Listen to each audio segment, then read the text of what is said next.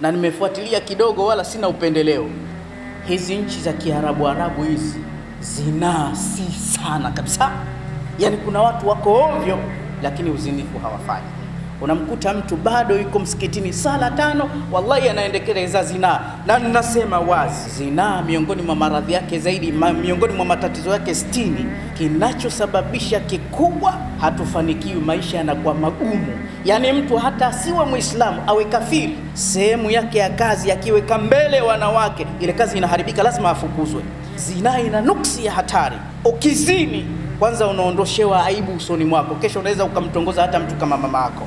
Na ukizini leo kwa sababu dhambi hii ina nuksi, kesho utatafuta dhambi mpya ambayo hujaifanya.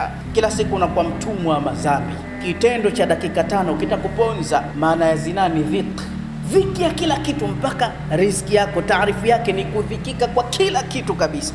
Mimi ni mpya tena, Ramadhani imeisha, wallahi mpaka itakuja Ramadhani nyingine sizini maisha mikwa vyovyote vile. Muislamu amua, unaweza. Walladhina jahadu fina lanahdiyannahum subulana wa inna Allaha la ma'al muhsinin.